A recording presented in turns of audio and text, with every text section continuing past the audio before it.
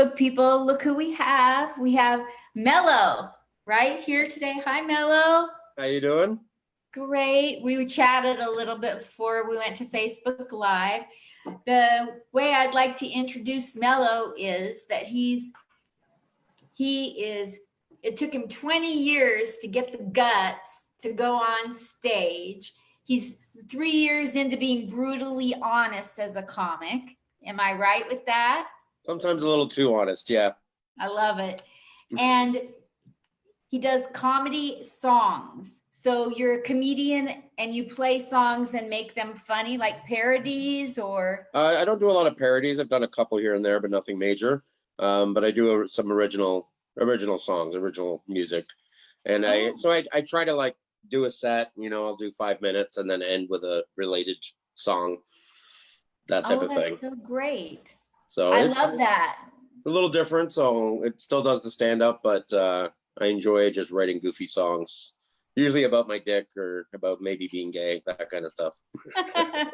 Maybe being gay. That's a good one. Yes. So I'm working on a video for my song called "Does That Make Me Gay?"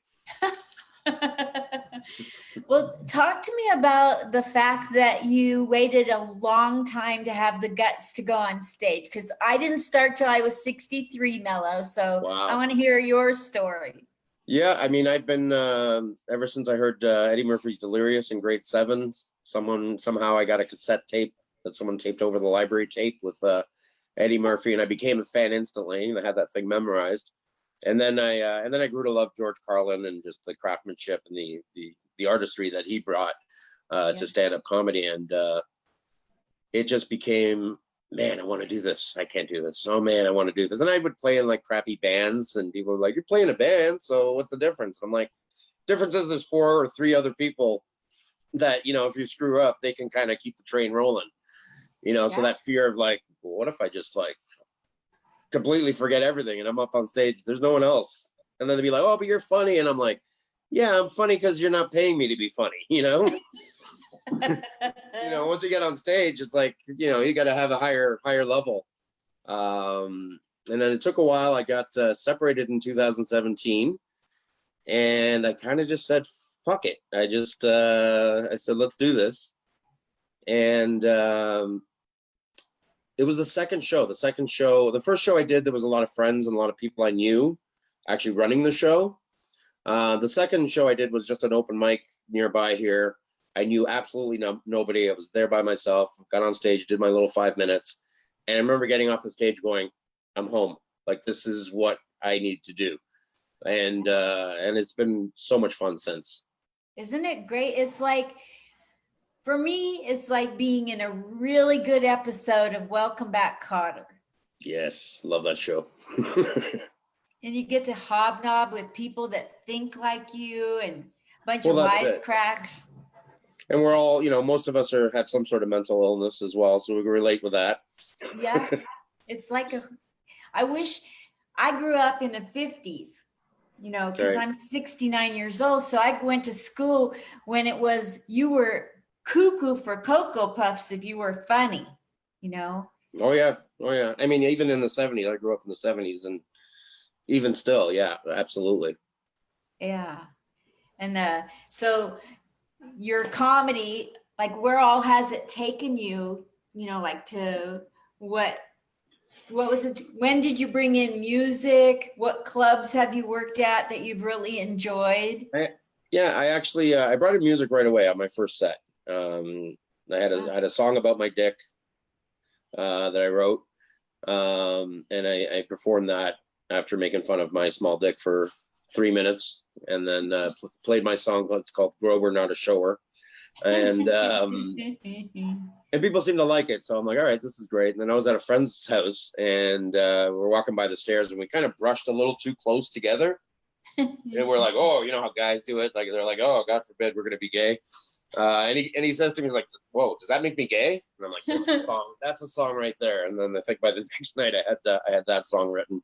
I haven't gotten a lot of travels. I have 3 young kids.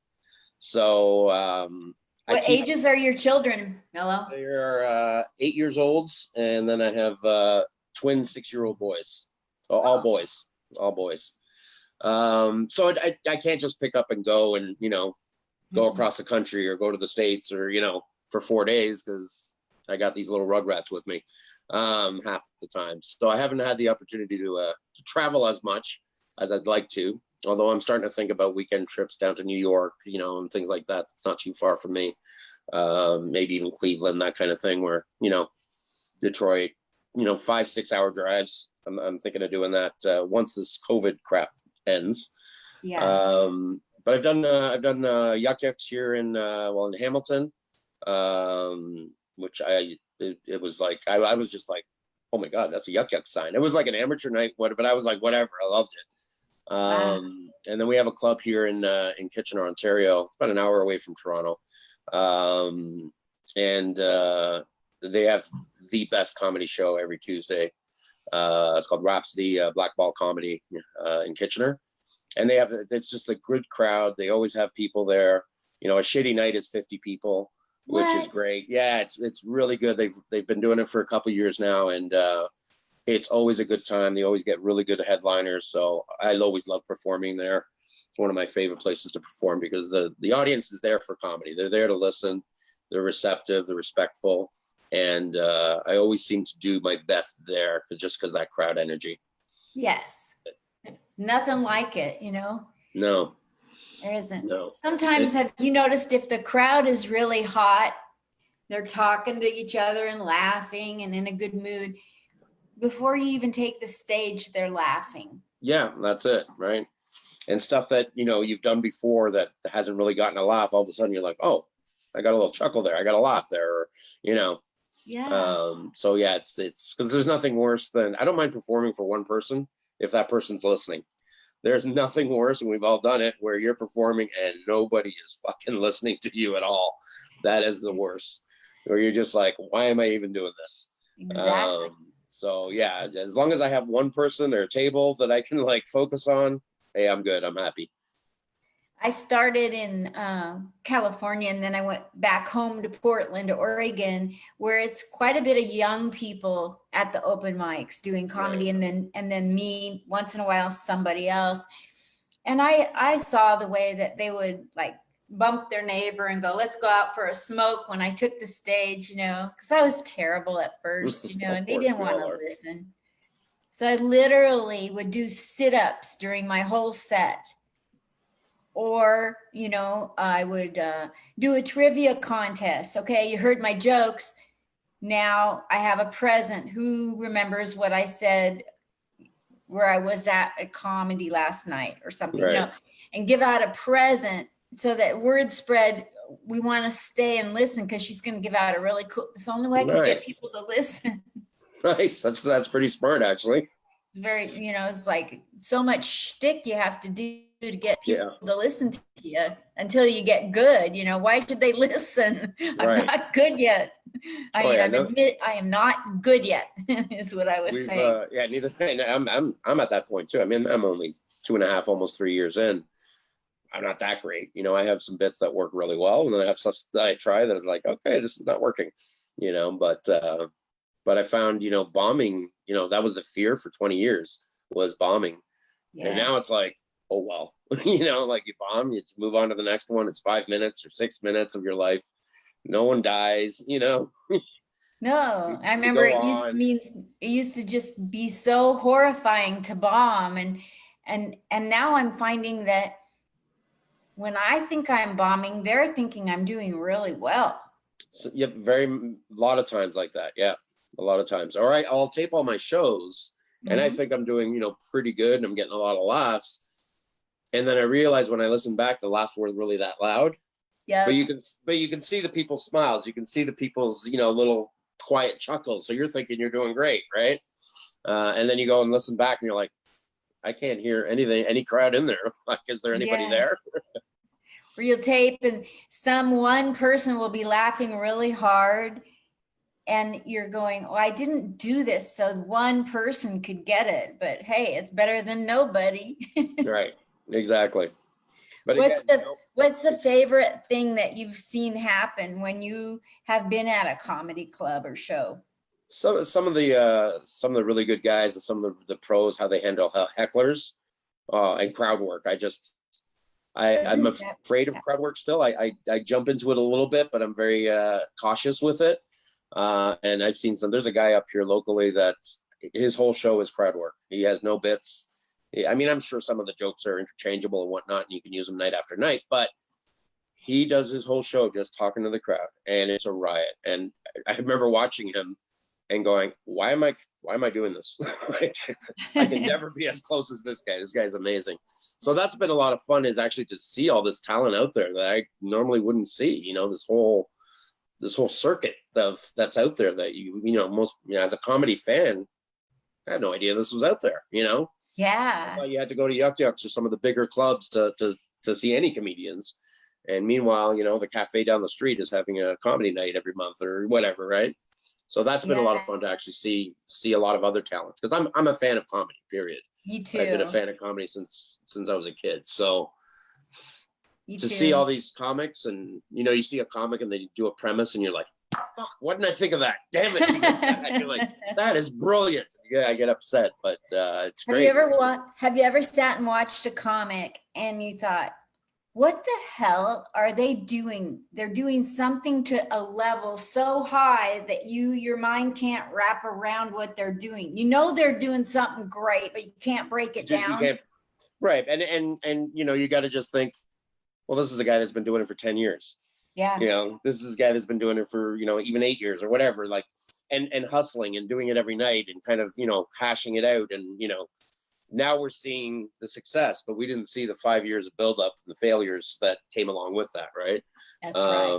So, I admire the confidence. I admire the skill level. And I strive to, like, okay, hopefully I can get there myself one day, by just keep plugging it and doing it.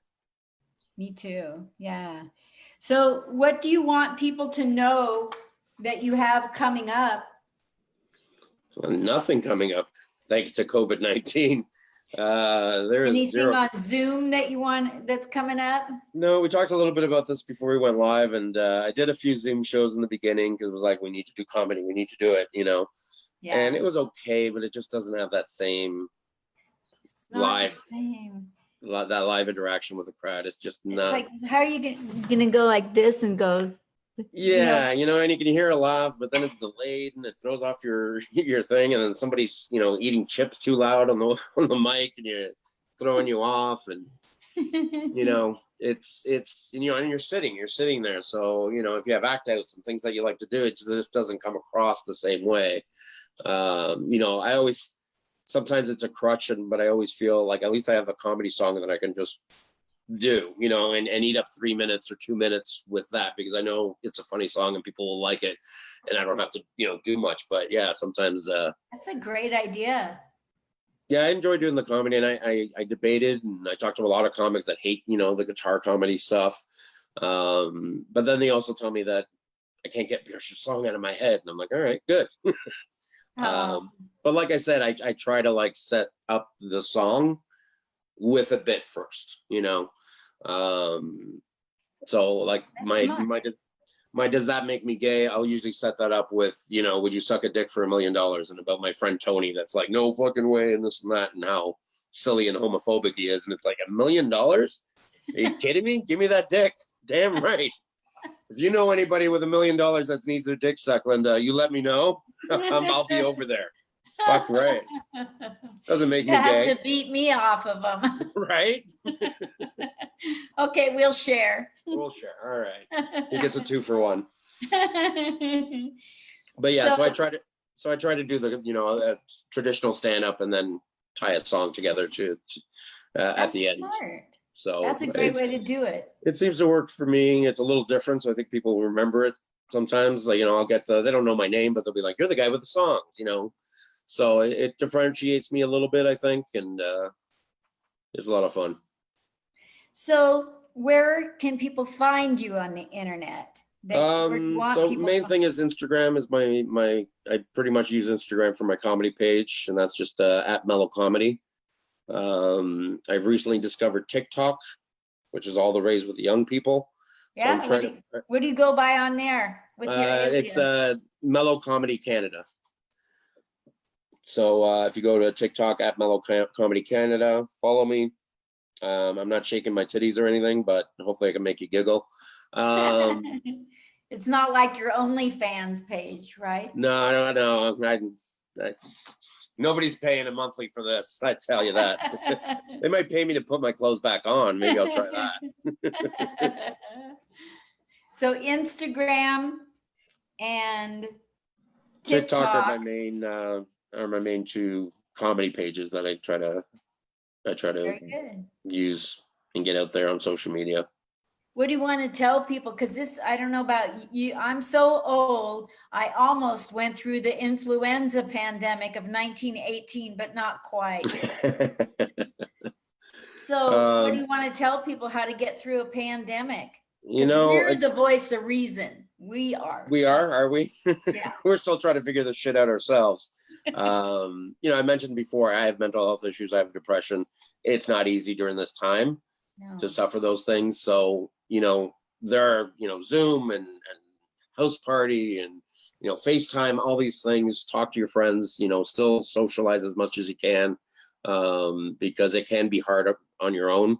When my kids aren't here, it's very quiet in this apartment. And, once they get here, I'm like, oh, can you please leave? But Totally. The minute they're gone, I'm like, okay, it's all quiet and lonely here. And just be safe, like, don't get all crazy. Some people out there are getting crazy. I still have toilet paper because I was forced to buy a big giant roll at Costco because I thought it was going to run out. We didn't run out of toilet paper. We were good. Don't be crazy. Be safe. I get so sick and tired, like the world almost ended. It almost imploded in our faces. And yet there's still people moaning and groaning and bitching and fighting about the stupidest. It's like, we're going through a worldwide pandemic. Can everybody just get along or go back to your rooms until you get over it? Yep. I don't want to hear more.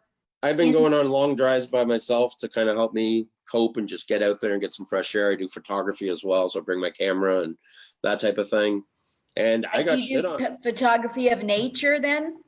Well, yeah, our abandoned houses. I'm a big fan of abandoned houses, so I'm always driving the back roads trying to find an abandoned house or a creepy house to take pictures of, that kind of stuff. But sometimes I'll drive for 3 hours and come back with no photos, and that's fine. It's not just about the photos, it's about the drive as well.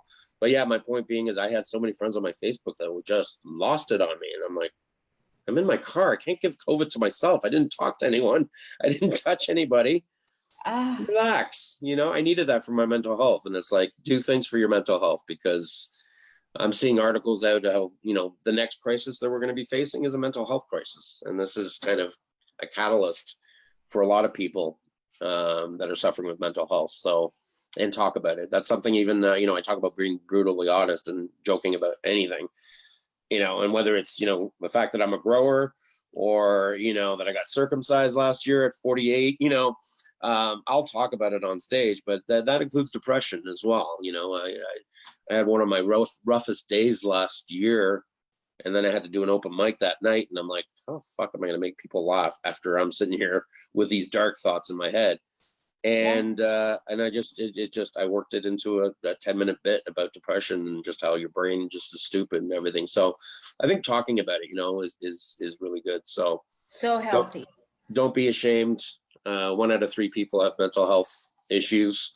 In fact, I joke on stage because I'll ask them, like, who here has mental health? And of course the whole crowd goes nuts. And I'm like, the other people that don't have to take medication, there's something wrong with them. Like, you get up in the morning with a will to live? What is wrong with you? Like, something's not right. Medicate these people.